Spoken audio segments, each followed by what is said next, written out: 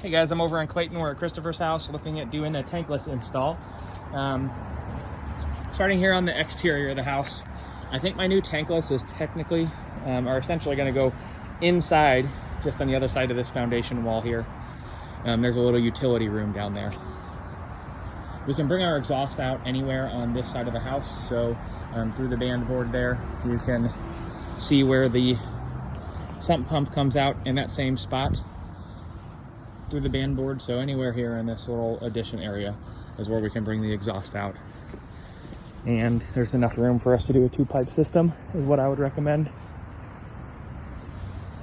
For access to the house, you'll be able to use this stairwell here that goes up into like a kitchen laundry area and down into the basement. So we'll go jump into the basement and look at that next. All right, we have 2 water heaters down here in the basement. This one right here is inside of that utility room that I want to use. So we think our tankless can go right here. The shelves can get moved out of the way, but we'll mount it right here to the concrete foundation on a board and then tie back into the 3/4 inch water lines here. We'll just bring those over where we need to for the new tankless. Gas line is right there. We got a 3/4 inch gas line that comes down and feeds the furnace.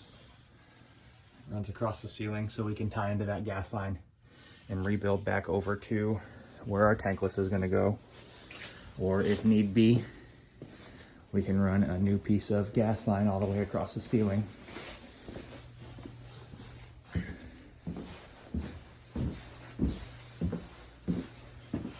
This is where the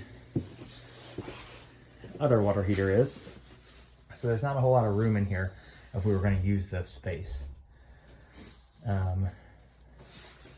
Gas line's a little bit more accessible on this side as well, but again, as far as space, there's not a whole lot of space for us to put the tankless unless we mount it right here to the wall. There's a floor drain in here that we can use if we decide to go on this route, and I have to check for where we can go outside. It looks like there's the intake and exhaust for the furnace, so we'd have to find someplace on this wall.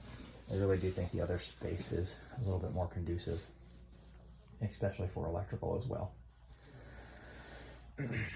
So if we needed to take a new gas line over, we'd be coming from where the meter is, just outside there, up to the ceiling and all the way across the house in track pipe. I do want to do a recirculation loop. So if we do this tankless, we're going to run a recirculation loop. Essentially, we'll follow these refrigerant lines here. Poke through the wall. This is just a drywall. That's actually concrete. But we'll poke through the wall here somewhere for our recirculation line and tie back in as close as we can to this other tanked water heater. Both water heaters will get removed. The water shutoff is right in here. So that's the 3/4 main. It runs across the entire house. That's pretty much it. So this is back into the room where we're going to put the new tankless, and they have an electric circuit here on the wall. I'm just going to take that electric circuit. It's its own individual run. Comes up to the ceiling and it runs on that wiring there until it gets to the breaker panel. Let's just take that circuit and flip it, and we'll run it down this direction through the joist and then mount the outlet on the ceiling for us to have our new tankless run off that one circuit. And then I also want to see if the electricians can convert.